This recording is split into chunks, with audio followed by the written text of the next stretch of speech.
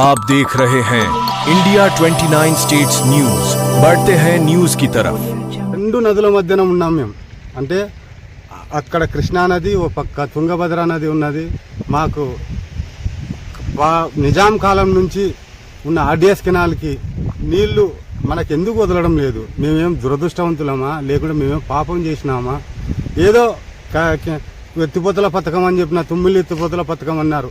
అరే పని ఎప్పుడు పెట్టుకున్నాలా? సమ్మర్లో పెట్టుకున్నాలా? కాలువకి నీళ్లు వదిలేటాయన, వర్షాలు పడి డ్యాములు నిండటాయన పని పెట్టుకుంటే ఏం పద్ధతి ఇది? గవర్నమెంట్ వాళ్ళకి ఏం ఇది? ఎప్పుడు పని పెట్టుకున్నాలా, ఎప్పుడు పని పెట్టుకోకూడదు అని రైతులకు ఇబ్బందిగా ఉంది. దయచేసి మీరు మీ పనులను పక్కన పెట్టండి. ఒక 2 తళ్ళు మాకు నీళ్లు పారించండి. మాకు మొక్కజొన్న, పత్తి, అన్ని పంటలు మాకు దాదాపుగా ఇప్పుడు 70 రోజుల పైరాలు అవుతున్నాయి. 70 రోజుల పైరాలు అవుతున్నాయి కాబట్టి మాకు ఒకసారి 2 సార్లు నీళ్లు వచ్చినాయంటే మేము కూడా అదృష్టవంతులం అవుతాము. ఇంకో విషయం ఏమిటంటే, మన తాలూకాలో ఉన్న నల్లరేగడి పొలం మాకు మాగానికి నీళ్ళు ఇచ్చినారంటే మేము బంగారు పంట పండిస్తాం. ఒక ఎకరాకి వచ్చేసి 70-80 బస్తాల వరకు పండిస్తాం.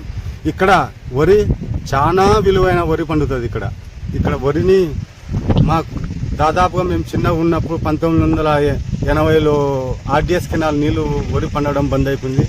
ఆ కాలం నుంచి ఈ కాలం వరకు మాకు నీళ్లు లేక మేము అల్లాడుతున్నాం. అంతే. India 29 States News. Please support my channel, like, share and subscribe my channel.